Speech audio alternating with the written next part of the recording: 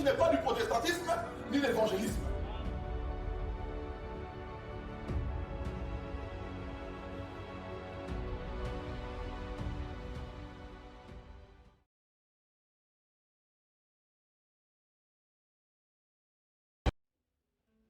Amen. La maturité spirituelle d'un enfant de Dieu. C'est vrai que quand on parle de maturité, ça peut être vite assez complexe. Assez complexe parce qu'on peut se prétendre mature dans certains domaines et complètement immature dans d'autres domaines. Amen. On peut être mature d'un point de vue de l'homme, mais complètement immature aux yeux de Dieu. Le tout étant maintenant vers quoi et vers où on tend notre regard. Et c'est là où on se dit des fois que ça peut paraître complexe de parler de cette maturité comme ça, parce qu'avec les exemples que nous avons autour de nous, on aura tendance à vouloir suivre ce que le monde nous dit d'être mature. Qu'est-ce que c'est qu'une personne mature? Amen. Et comme je le dis, c'est vrai que des fois, dans certains domaines, on l'est, on est déjà bien mature, mais dans d'autres, c'est compliqué. On peut être mature d'aller à l'école, d'avoir un bon travail, mais on n'est pas mature pour gérer l'argent qui en découle de ce travail. Et du coup, on se retrouve dans des problèmes financiers, malgré d'être mature pour travailler. Mais comme on l'a entendu ce matin,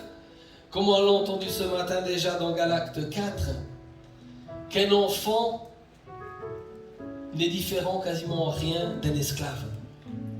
Jusqu'à quand il pourra acquérir maintenant cette maturité. Cette maturité, puis c'est vrai que quand on regarde les anciennes écritures, dans les anciens testaments, Ecclésiaste nous dit qu'il n'y a rien de nouveau sous le soleil. Tout ce qui était est, il sera encore. Peut-être modifié au bout du jour, mais c'est vrai que les problèmes qu'il pouvait avoir par le passé, aujourd'hui on peut encore les rencontrer. Et puis aujourd'hui on va regarder principalement deux aspects, mais avant cela je vais juste prendre dans Jérémie 29, au verset 8. Dès que nous avons trouvé la parole de Dieu dans Jérémie 29, 8, on peut se lever pour honorer cette même parole. Jérémie 29, 8, il est écrit: en effet, voici ce que dit l'Éternel, le Maître de l'univers, le Dieu d'Israël. Ne vous laissez pas tromper par vos prophètes, ceux qui vivent parmi vous, ni par vos devins, et ne faites pas attention aux rêves que vous faites. 9. En effet, ce sont des mensonges qu'ils vous prophétisent, comme si cela venait de moi. Je ne les ai pas envoyés, déclare l'Éternel. Amen. Amen. On peut prendre place. C'est là qu'on voit l'importance aussi de notre maturité. L'importance d'être mature. Ce qui nous permettra principalement pour les voies de Dieu de savoir maintenant dans quoi je mets une foi. On le lira plus tard dans Colossiens, c'est comme je dis des centaines d'années plus tard, Paul nous donnera les mêmes recommandations. De faire attention à certaines personnes qui nous entourent. Amen. Mais maintenant, c'est de savoir maintenant est-ce que nous arrivons à cette maturité pour pouvoir distinguer ce qu'on est en train de nous dire. Là, le Seigneur, Dieu, leur disait, non mais faites attention à ces prophètes. Parce qu'ils prétendent venir de moi, mais ils ne viennent pas de moi. Faites même attention à vos rêves. Parce que des fois, vous allez peut-être pouvoir vous réveiller en faisant un rêve. Ah, Dieu m'a parlé. Non, ce n'est toujours pas moi. Parce que Dieu avait déjà, dans ce temps-là, établi comment il parlait et à travers qui il parlait. Et aujourd'hui, quelques années plus tard, les problèmes demeurent quasiment les mêmes. Alors aujourd'hui, est-ce que nous arrivons à cette maturité pour pouvoir distinguer? Savoir maintenant où est-ce que nous en sommes. Vers qui? Si on prend Colossiens, Colossiens 2, il fait partie des versets du mois. Colossiens 2 au verset 13, il dit, Colossiens 2, 8, faites attention que personne ne vous prenne au piège par la philosophie, par des tromperies sans fondement, qui s'appuient sur la tradition des hommes, sur les principes élémentaires qui régissent le monde, et non sur Christ. Amen. Et on voit aujourd'hui autour de nous combien de personnes se basent sur ces rudiments dits élémentaires et donnent une foi et une espérance dans des choses où il n'y a rien d'y avoir. Et c'est là où je posais la question à Dieu, me dire, mais Dieu, mais qui doit être mature? À qui tu appelles à la maturité? Est-ce que la personne que je vois autour de moi dans la rue doit être mature? Ou est-ce que c'est ceux que je fréquente à l'église qui doivent l'être? Et c'est là où on se dit, la maturité, finalement, est principalement consacrée aux enfants de Dieu. C'est principalement aux enfants de Dieu que la maturité est mise à disposition. Et c'est eux qui doivent grandir. Pour les autres, pour ceux qu'on croise dans la rue, premièrement, ils doivent naître. Parce que maintenant la question qu'on peut se poser, c'est est-ce qu'un mort peut être mature? Est-ce qu'aujourd'hui un mort, on peut lui demander d'être mature? Et c'est là que si on va dans Colossiens 2 au verset 13, nous ces personnes qu'on voit vivantes, c'est là où on voit que Dieu les voit mortes parce qu'ils sont éloignés de lui. Et il nous dit au verset 13, vous qui étiez morts en raison de vos fautes et de l'incirconcision de votre corps, il vous a rendu à la vie avec lui. Amen. Amen. Vous qui étiez morts en raison de vos fautes. Est-ce qu'on peut demander à quelqu'un de mort d'être mature? Et c'est là maintenant où on doit déjà avoir cette supériorité par rapport à l'Église. C'est maintenant mon frère et ma sœur qui m'entourent, moi-même qui dois maintenant appeler à cette maturité selon Dieu. Parce que nous étions morts et nous sommes venus à la vie. Est-ce que Johanna peut demander à son enfant qui est dans son ventre d'être mature? Arrête de me donner des coups de pied maintenant. Ah non, arrête. Là maintenant, maman doit dormir. Non, là c'est la vessie. Arrête.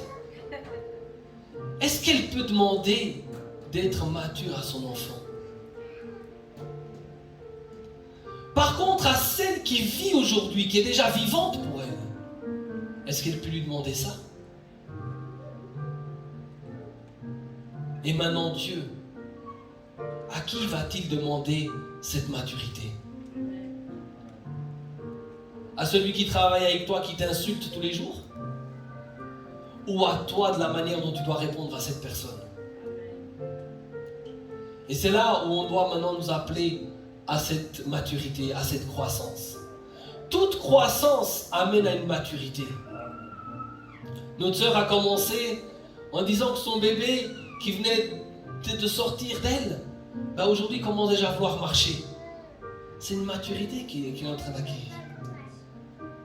Et maintenant, nous qui sommes nés de mort que nous étions, où en sommes-nous avec cette maturité?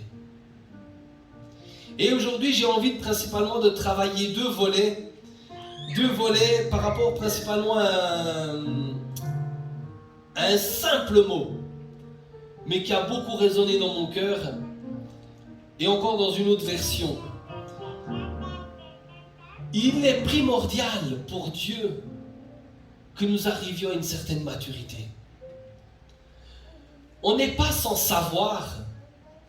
Tout le monde est clairement conscient que Dieu a préparé des projets pour nous. Tout le monde est conscient de ça. Tout le monde veut ça même. Mais maintenant, est-ce que nous réalisons l'importance que nous avons pour Dieu? Et c'est là où un simple mot pour moi-même m'a été révélé. On peut prendre dans Jérémie, on revient dans Jérémie 29. Dans Jérémie 29, mais maintenant au verset 11, où il est écrit, dans ma version ici, il est écrit, en effet, moi je connais les projets que j'ai formés pour vous, déclare l'Éternel. Projet de paix et non de malheur, afin de vous donner un avenir et de l'espérance. Amen. Et dans cette version-là, dans la première partie, mais il est juste dit, et c'est là où tout a changé pour moi, puis je vous encourage aussi à changer juste ce mot par rapport à la version Louis II, où il était juste dit, en effet, moi je connais les projets que j'ai formés, et là, dans cette version que je viens de vous lire, c'est pour. Mais dans Louis II, c'est sur vous. Amen. Et maintenant, c'est là où je me dis qu'avec le seul changement de ce mot, de pour ou de sur, ça va tout changer. Et c'est là où j'ai pris encore conscience d'une autre responsabilité. On peut le relire et puis maintenant vous mettez sur. Et c'est pas vous, c'est moi. Amen. On le lit tous à haute voix. Et moi, je connais le projet que je forme sur toi. Amen. Et c'est là où on voit maintenant qui, tout dépendant de comment on voit la chose, il y a beaucoup de projets que si nous n'arrivons pas à une certaine maturité, ne pourront pas être accomplis dans les plans de Dieu. Parce que ces projets sont sur toi. Et aussi longtemps que tu n'arriveras pas à cette stature et à cette maturité, ce projet, ce plan ne pourra pas se réaliser. Et maintenant, c'est de se dire, ok, est-ce qu'aujourd'hui, nous sommes déjà là-dedans? Est-ce qu'aujourd'hui, nous sommes déjà en train de réaliser les projets que Dieu a déposés sur nous? Amen. Ça m'a fait revenir à deux frères. Dans Genèse 4, où je me dis, mais Dieu, tu dis que tu as formé des projets. Si il y a des projets que tu as dû former, c'est principalement pour les premiers qui ont foulé cette terre. Amen. Si à un moment donné, je fais des projets dans ma tête pour un enfant, c'est sur ce premier enfant que j'aurais presque même le plus de projets. Et ça, je me dis, mais Seigneur, tu avais des projets dès la fondation du monde. Et les premiers enfants qui sont sortis de tes enfants, ils ont agi comment? On peut prendre Genèse 4 au verset 7.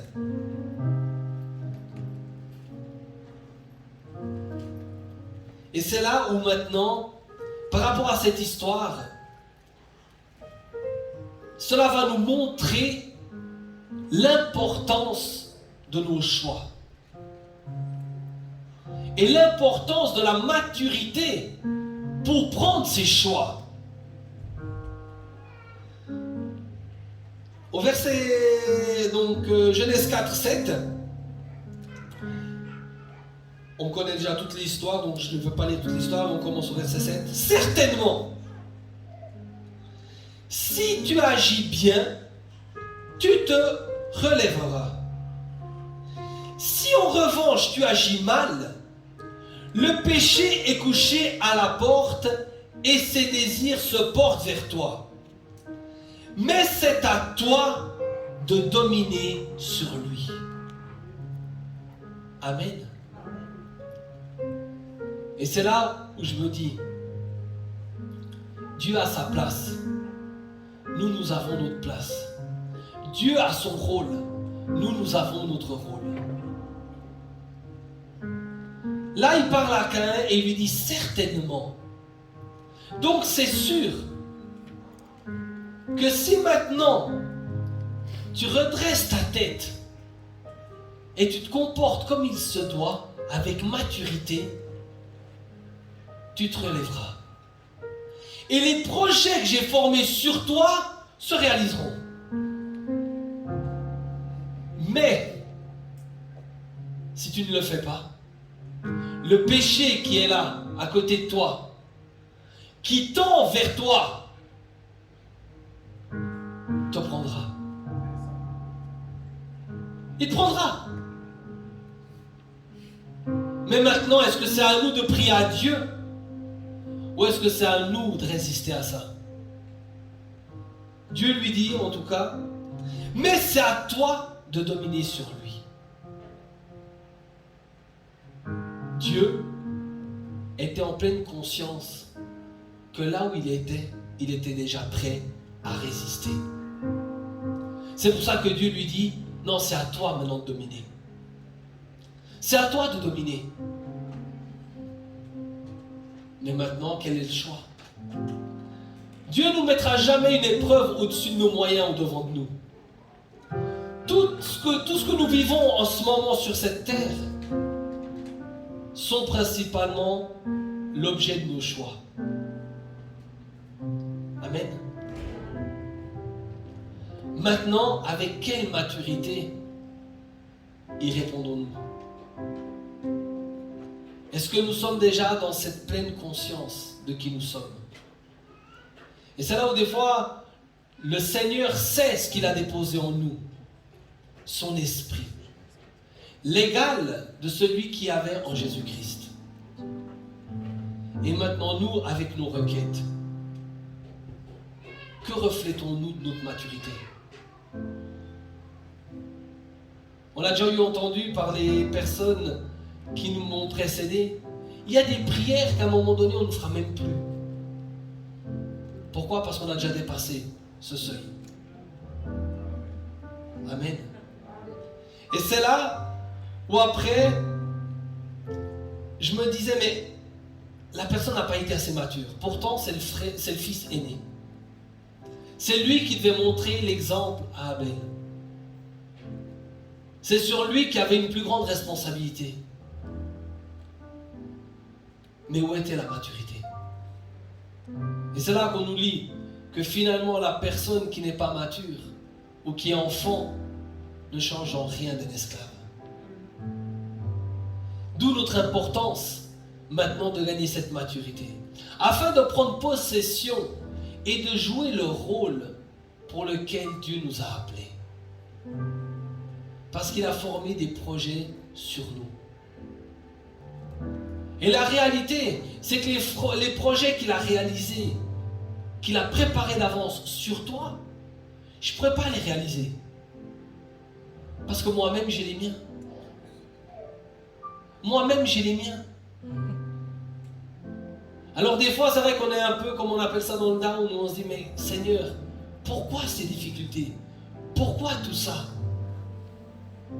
Et c'est là maintenant qu'avec ces épreuves-là, ça va nous permettre de grandir.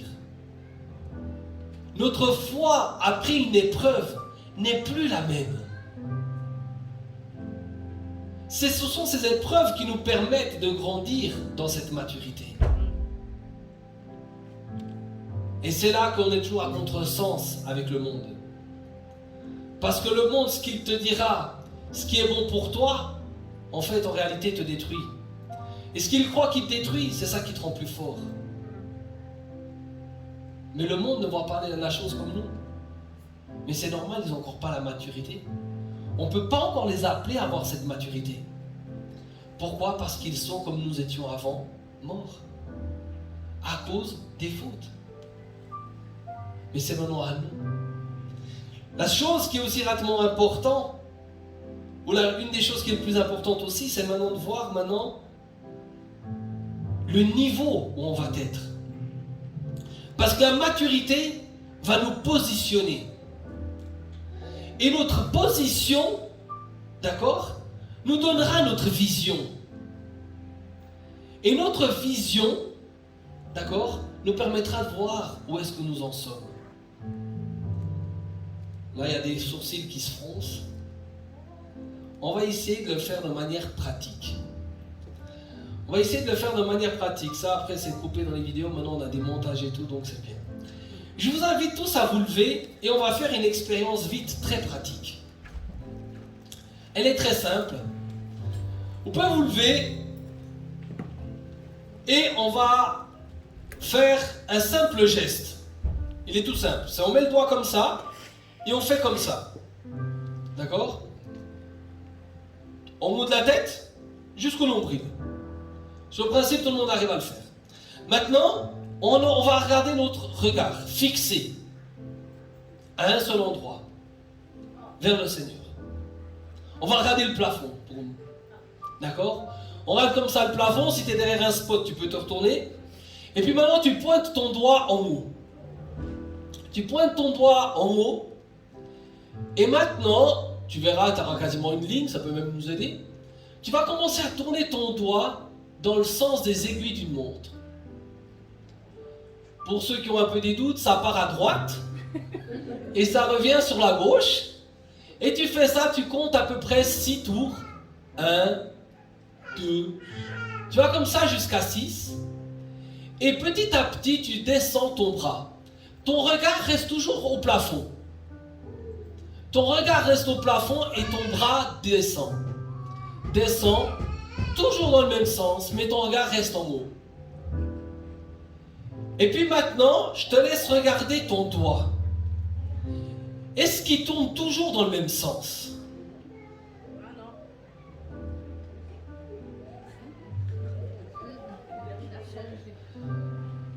Tu peux refaire l'expérience.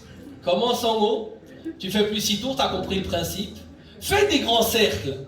Sinon tu vas dire, il y a magouille. Tourne grand et tu tournes ton doigt. Tu descends, tu descends, tu descends. Regarde pas ton doigt quand il descend. D'accord? Et maintenant qu'il est en bas, regarde-le, est-ce qu'il tourne dans le même sens?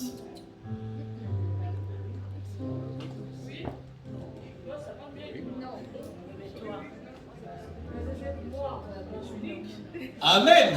Très unique. Amen. Le doigt, si tu te rends compte à ta descente, si tu continues avec le même mouvement, il ne tourne plus dans le même sens.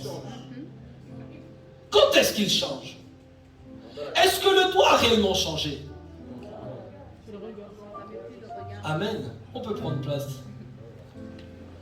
Est-ce que le doigt a réellement changé? Et la réponse est oui pour certaines personnes. La réponse est oui pour certaines personnes. Et pour ces mêmes certaines personnes, à la fin, ils tournent dans le bon sens. Pourquoi?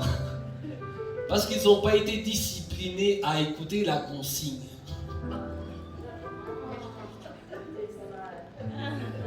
Ceux-là, c'est les immatures. Non, je rigole. Ceux-là, c'est ceux qui n'ont pas bien écouté la consigne. Parce que si ton regard reste focusé là où il était, ton doigt va continuer, parce que tu ne lui as pas donné une autre indication. D'accord? Par contre, quand tu le regardes d'une autre position, d'accord? C'est là où ton doigt a changé. Et c'est là maintenant la question qu'on se pose. Le doigt qui tournait dans le sens des aiguilles d'une montre, dépendant de ta position, est-ce qu'il tourne toujours dans le bon sens? Ou est-ce qu'il s'est inversé? Et c'est là où des fois, ça peut être des fois aussi compliqué pour Dieu. C'est que Dieu voit la chose comme elle doit être, mais par rapport où nous nous positionnons, on voit la chose à l'envers. Et on commence à faire des prières à Dieu pour des choses qui sont déjà dans le bon sens. Mais c'est nous qui ne sommes pas à la bonne position. Et c'est là où des fois, on aura tendance maintenant, ce doigt qui monte et qui descend dans le bon sens ou dans le mauvais sens, tu peux en faire ce que tu veux. Tu peux dire que c'est ton problème. Que ton regard est focusé où? Il regarde où ton regard? Et les personnes qui effectivement se sont vues inverser à un moment donné le bras, c'est ceux qui ont gardé le regard sur le problème peut-être. Parce qu'au début tu le voulais qu'il tourne dans le sens des aiguilles d'une montre. Mais si tu regardes à un moment donné, ça va partir en vrille. Et c'est là où ton intelligence rentre en action. Où toi-même tu vas vouloir maintenant le faire rouler juste. Non plus par rapport à ta foi, parce qu'en partant du début, tu sais qu'il tournait dans le bon sens. Au début, tu savais que ton bras tournait dans le bon sens. Mais à un moment donné, vient qu'il y a ton intelligence qui veut prendre le dessus. Et là, ton intelligence te dit que tu tournes dans le mauvais sens. Mais si tu restes dans ton premier état, et que tu es convaincu dans quel sens tu l'as fait partir au début, on pourra te dire ce qu'on veut, mais toi tu ne vas jamais changer de sens. Et des fois c'est ce qu'on a même avec notre guérison. Le Seigneur te dit que tu es guéri. Tu regardes à ta guérison, mais après viennent des symptômes, et ton regard se détourne, et ton intelligence refait les siennes. Et la foi qui opérait quand tu as reçu la guérison, elle est mise en doute. Et d'où on va commencer à dire non, le doigt a changé. Le doigt a changé de direction sans que je lui ai donné l'ordre. Mais non, le doigt il tourne toujours de la même manière. C'est ta position qui a changé son orientation. Et c'est là maintenant où ta maturité va aussi déterminer ton hauteur. C'est ta maturité qui va déterminer ton hauteur. Et en déterminant ton hauteur, elle va déterminer aussi ta position. Et ta position face aux choses. Face aux adversités. Est-ce qu'aujourd'hui, qui tu vois étant le plus grand? Le problème ou Dieu? Est-ce que Dieu, je le vois encore très loin, ou est-ce que je suis déjà à son niveau? Tel qu'il est, tel que nous sommes. Mais est-ce qu'on arrive à rester focusé là-dessus? À regarder à ça? Ou est-ce qu'à un moment donné, on a quand même envie de suivre le doigt? Parce que c'est ça maintenant la réalité. C'est que mon doigt, que je commence à tourner au-dessus de ma tête, dans le bon sens. Si je l'amène à gauche, si je l'amène à droite, pour vous, que je l'amène en bas, ben tout dépendant comment je regarde, je sais que son sens va être différent par rapport à ce qu'il est parti. Mais si je sais que l'ordre que je lui ai donné est toujours le même et que je ne l'ai pas donné à un autre et qu'il n'a jamais changé, c'est certainement qu'il tourne dans le bon sens. Amen. Et maintenant, c'est à nous de nous positionner. Grâce à cette maturité. Et cette maturité n'est rien d'autre que spirituelle encore. Elle n'est pas physique. Elle n'est que spirituelle. C'est ça qui a permis à David de battre Goliath. C'était cette croissance qu'il avait en lui déjà, de sa maturité, qu'il a pu aller affronter Goliath. qu'il regardait qui? À Dieu. Il regardait à Dieu, il ne regardait pas à Goliath. Et c'est pour ça que finalement, si on aurait tendu à regarder peut-être notre doigt, on aurait voulu inverser les choses. Peut-être que David, il aurait tourné vraiment son regard vers Goliath, il n'aurait peut-être même pas eu le courage d'aller l'affronter.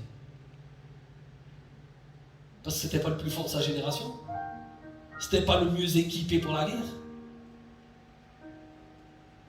Mais il est resté focusé sur son Dieu. Maintenant, notre croissance, notre maturité, elle reste focusée sur quoi? Sur les choses qui nous entourent, qui changent, tout dépendant où nous nous trouvons? Ou est-ce qu'elle reste toujours sur les plans qu'il a formés sur nous? Parce qu'il a formé ces plans. C'est certain. C'est certain qu'il a formé ces plans. Mais est-ce qu'aujourd'hui nous sommes déjà en train de les exercer? On nous parle que l'enlèvement est proche.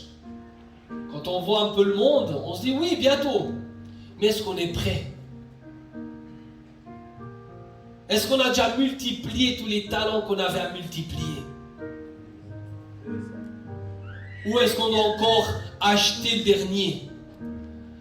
Avoir le dernier? Obtenir le dernier? Ou est-ce qu'on se tend vers la perfection? Parce que c'est à ça qu'on doit tous tendre. Parce qu'il a dit que l'œuvre qu'il a commencée en nous, il la rendra aussi parfaite. Est-ce que tu es bientôt parfaite? Est-ce que tu es bientôt parfait?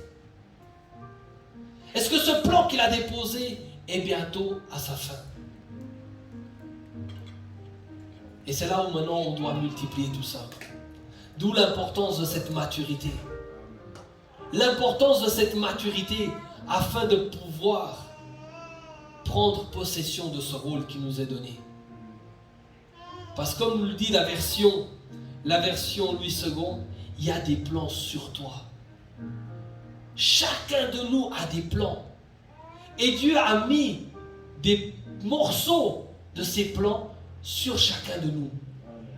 Le pourquoi il a voulu encore tout uniformiser tout ça dans un corps. Dans un corps. Et on le voit dans notre propre corps. Un seul de la moindre petite chose pose problème. C'est tout le corps qui a un problème. Amen. Amen. Alors nous, maintenant qui faisons partie d'un seul corps, est-ce que nous sommes encore avec ce petit problème? Ou est-ce que nous tendons tous à cette maturité?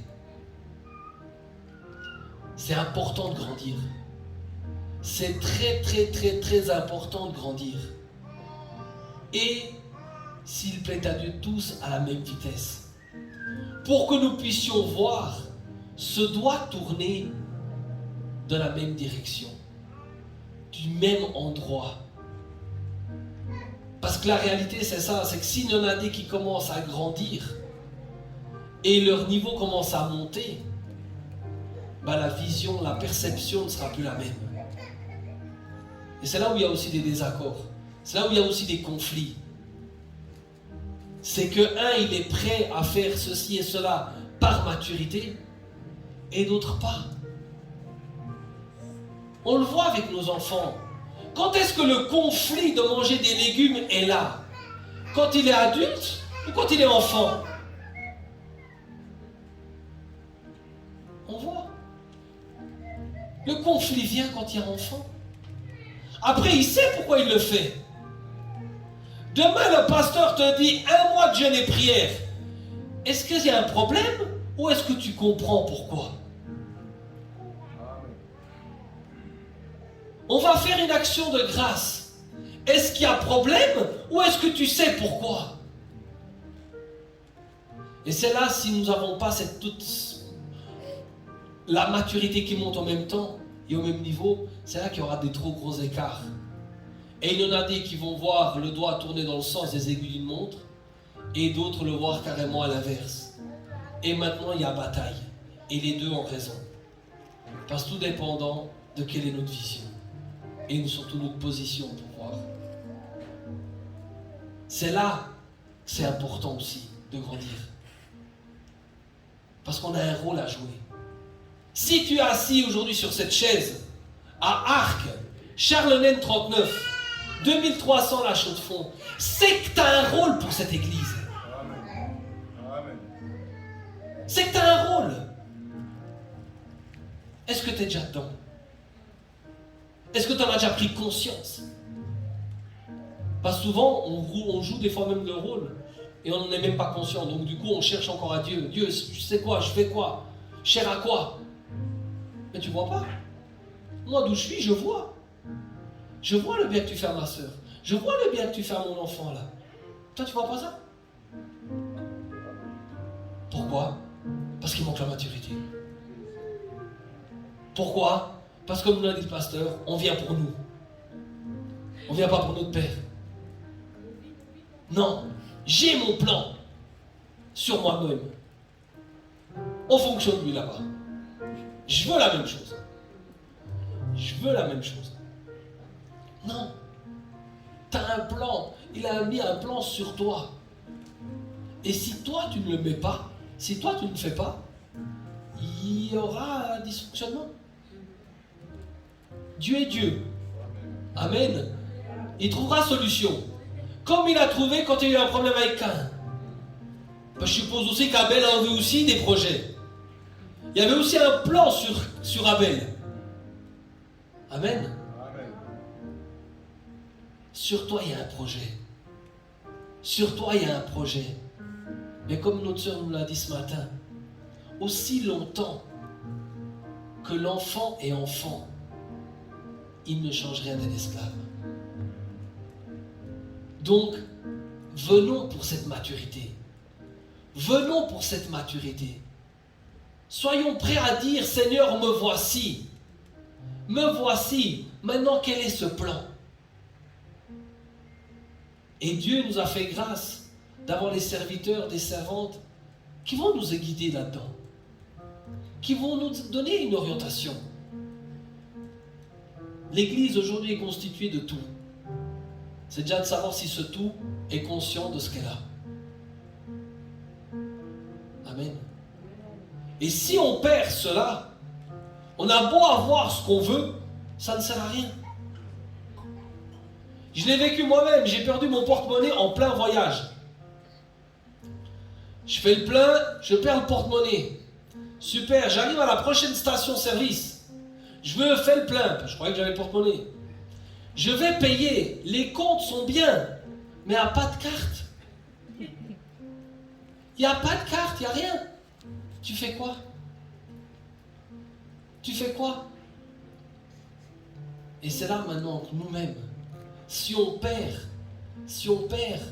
notre plan, si on perd notre direction, si on perd cette vision à cause du manque de maturité, ça ne servira à rien. Et c'est là où on doit tous tendre à la même chose. Tous, comme je vous vois là, il y a des projets. Il y a des projets. Amen. En commençant même par le bébé qui est dans le ventre de notre sœur, il y a déjà des projets. Et en son temps, ils se réaliseront. Certainement. Alors à nous de tendre vers cette maturité. À tendre vers cette maturité pour qu'on puisse être tous positionnés au même endroit. Qu'on puisse être tous positionnés au même endroit. Parce que là, la réalité, c'est ça. C'est que si on n'est pas tous au même endroit, on peut prendre une petite théa qui tourne dans les aiguilles d'une montre, mais on a le pasteur qui la regarde depuis en haut, qui dit « Ouais, ma fille, c'est dans l'autre sens. Hein. » Et c'est ça qui va arriver, si on a un décalage. C'est que toi, tu crois faire bien pour l'œuvre de Dieu, mais plus haut, les pasteurs vont dire « Non, écoute, c'est pas totalement ça. Ah, le pasteur, il n'est pas bien. Hein. Ah, je vais changer d'église maintenant. Hein. » Non, c'est à quel niveau es-tu? Est-ce que tu vois la chose de son bon angle? Amen. Je vais donner encore la parole à notre pasteur qui va encore prier encore pour les enfants. Prions encore à ça pendant cette semaine. Prions prions encore à ça, à ce niveau de maturité, à quel stade où j'en suis. J'ai mis comme aussi comme phrase clé, notre maturité nous positionne à un niveau. Amen. Amen. Amen. Et cette position détermine ce que tu vois. Détermine ce que tu vois. Amen. Augmente dans cette maturité. Augmente dans cette maturité parce qu'il y a quelque chose sur toi. Il y a quelque chose, il y a un plan sur toi. Un plan qui est accompagné de bonheur et de paix. Ce qui créera en toi une espérance. Une espérance. Ne laisse pas ta vision aujourd'hui momentanée changer la direction de ta vie. Tu as commencé quelque chose, mais ce n'est que son commencement. À quoi es-tu appelé? Dieu t'a positionné sur cette chaise aujourd'hui. Pour quelle raison? Levons-nous. Commençons à jouer le rôle qui nous a préparés. Et c'est là que nous serons épanouis. C'est là où on sera que louange. Et que toute notre louange sera pour lui. Parce que nous allons finalement nous sentir totalement épanouis. Comme j'ai déjà dit, c'est pas un poisson est bon dans toutes les eaux. Non. Prends un brochet du lac, amène-le chez moi là, dans l'océan là. Tu vas voir s'il est à l'aise. Non, il a son eau. Et dans son eau encore, il a sa profondeur. Rentrons-nous aussi dans cette eau. Rentrons-nous aussi dans cette profondeur. Amen. Que Dieu vous bénisse. Amen.